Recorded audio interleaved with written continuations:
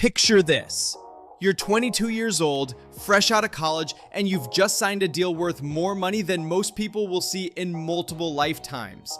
But here's the twist. It's not your professional salary. In fact, your actual job pays you less than what some people spend on a car. This is the wild reality of Caitlin Clark's world right now, and the story behind her groundbreaking Nike deal is about to blow your mind. When reports surfaced in April 2024 that Clark had inked an 8-year, $28 million contract with Nike, it didn't just make headlines. It rewrote the entire playbook for how women's sports operate. But the real shocker? This deal almost didn't happen the way it did, and the behind-the-scenes battle to sign her was more intense than anyone realized. Long before Caitlin Clark became the most valuable name in women's sports, she was doing something that seemed impossible: making women's college basketball must-see television.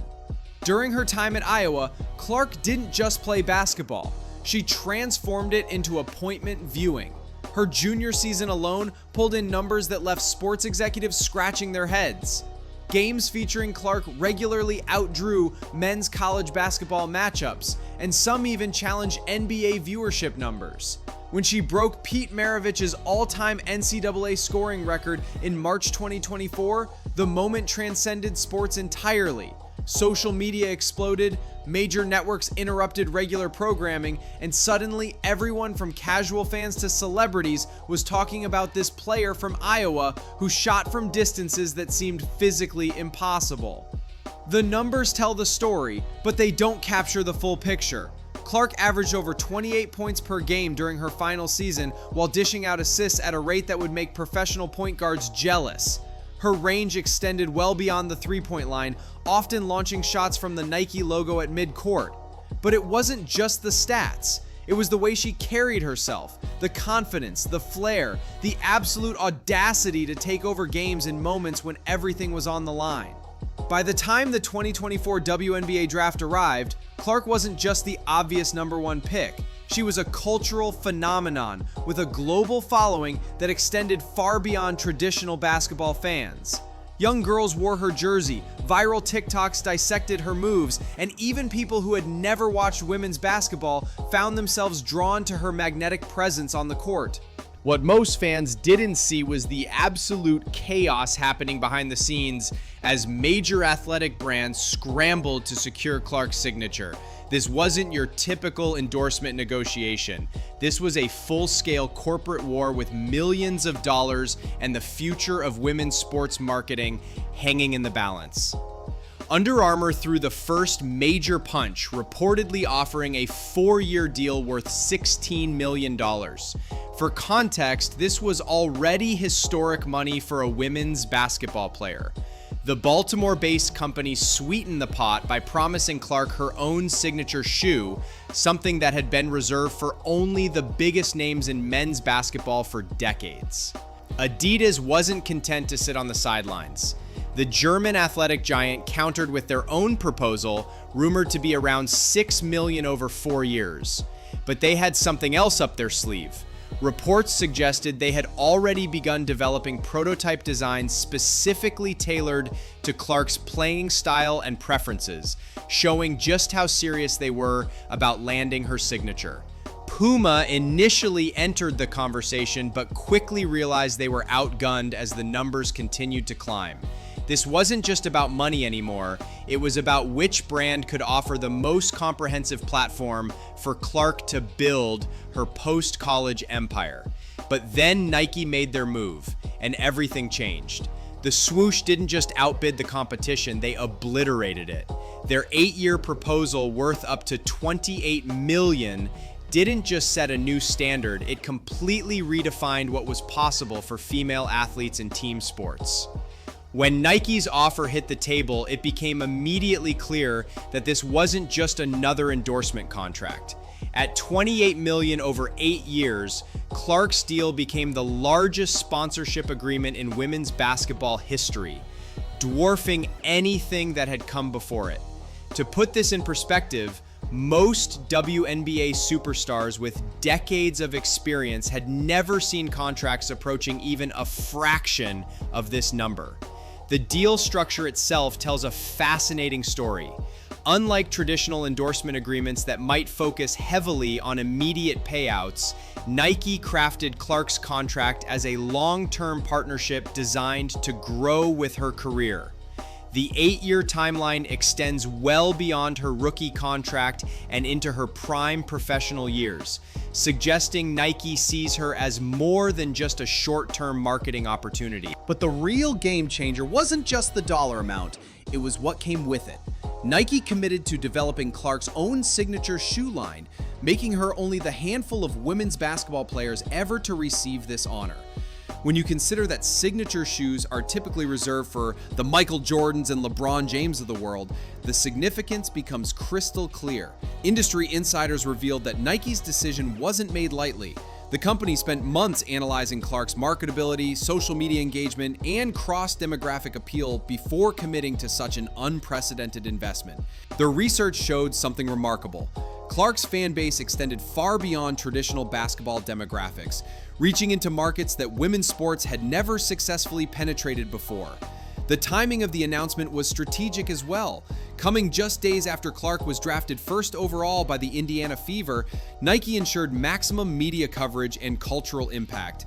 This wasn't just about signing a player, it was about making a statement that women's sports had finally arrived as a legitimate business opportunity.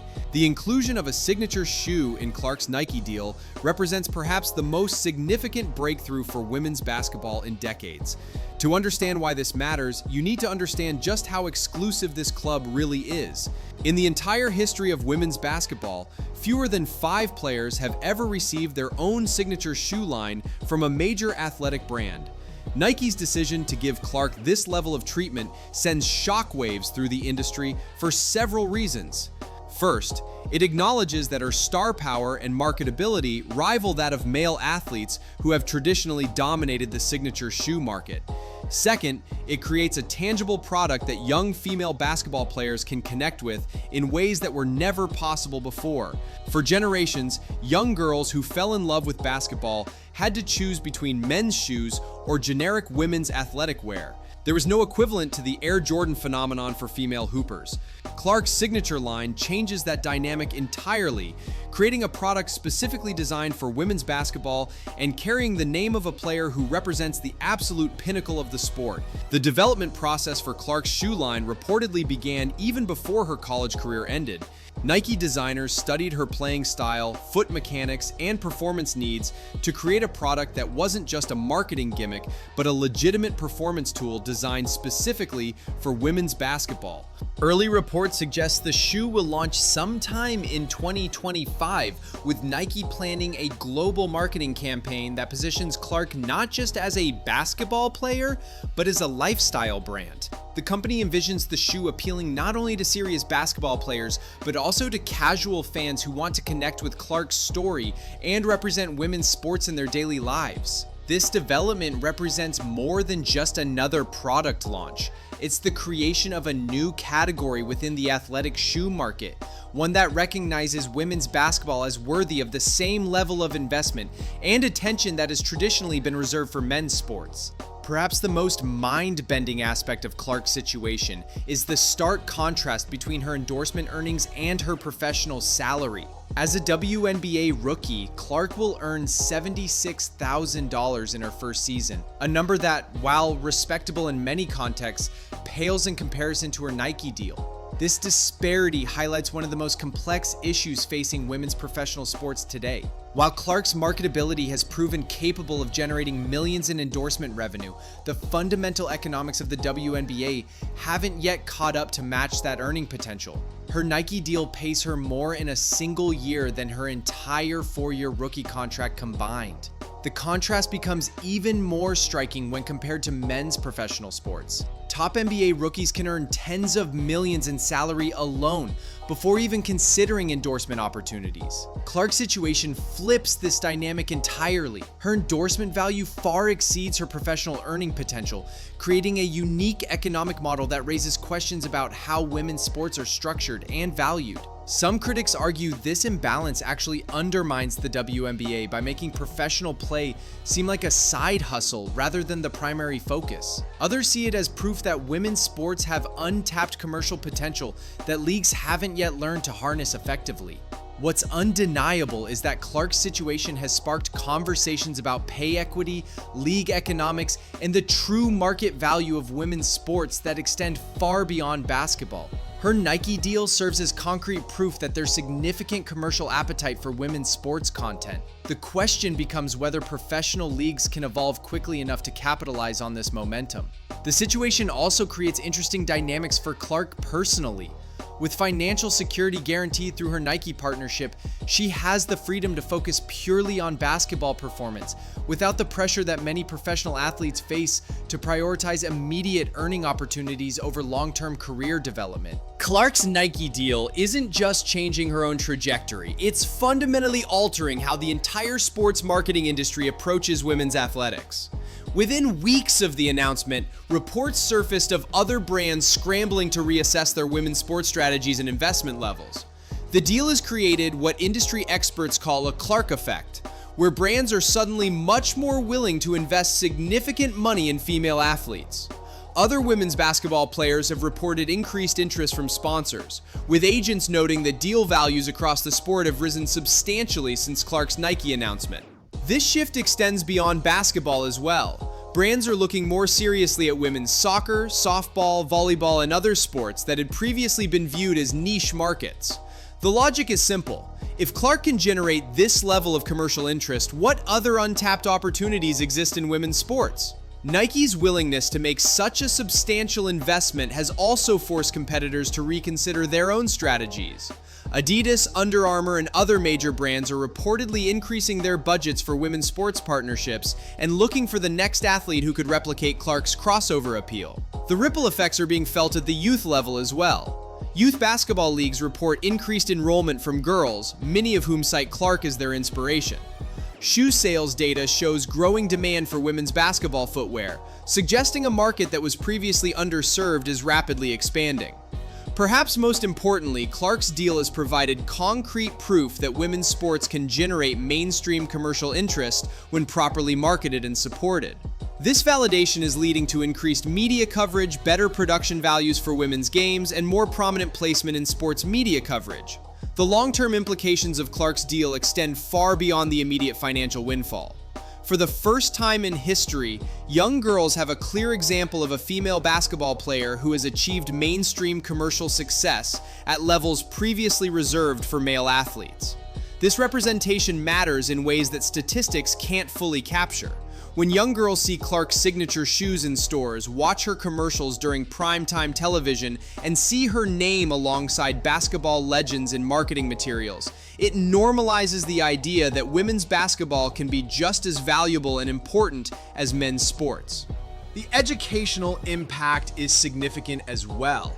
Clark's deal provides a tangible example of how athletic excellence can translate into business success, potentially influencing career decisions for the next generation of female athletes.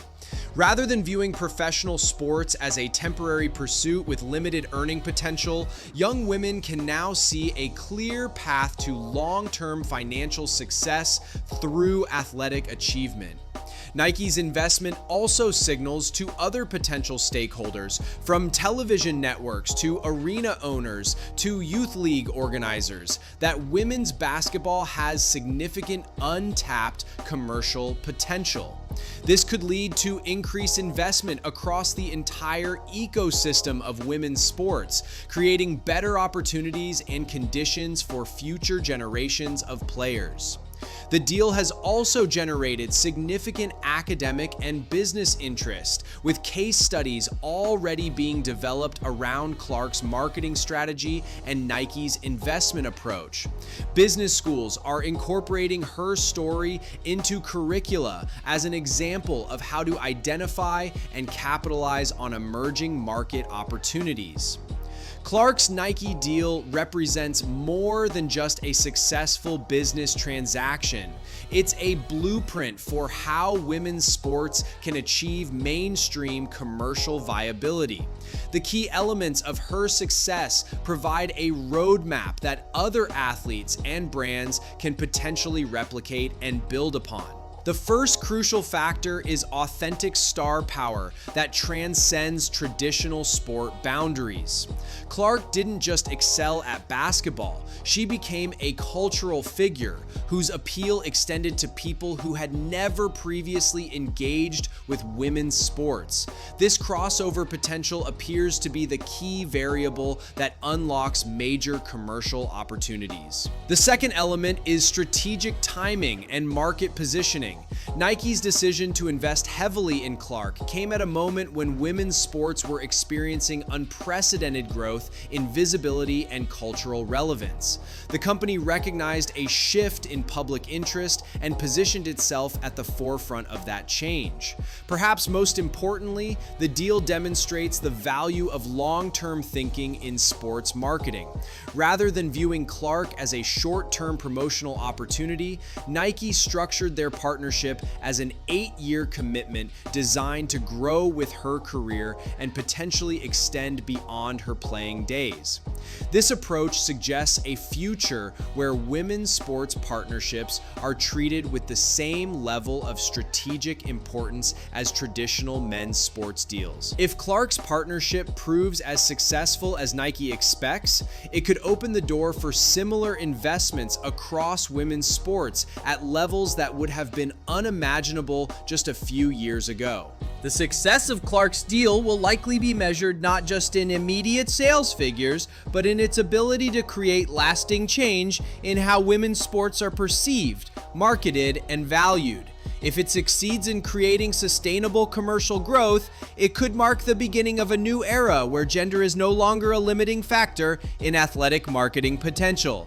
The story of Caitlin Clark's $28 million Nike deal is ultimately about more than money, shoes, or even basketball. It's about the moment when potential finally met opportunity, when talent found its proper value, and when the sports world finally recognized what had been there all along, that women's athletics possess the same commercial and cultural power as any other form of entertainment. They just needed someone willing to make the investment to prove it. As Clark begins her professional career with this historic partnership behind her, she carries more than just personal expectations. She represents the hopes of every young girl who has ever picked up a basketball, every female athlete who has wondered if their sport truly mattered, and every person who believed that women's sports deserved the same level of respect and investment as men's athletics. The deal is done, the shoes are in development, and the future of women's sports marketing will never be the same. What happens next will determine whether this moment was just a historical curiosity or the beginning of a fundamental shift in how we think about sports, gender, and commercial opportunity in the modern era.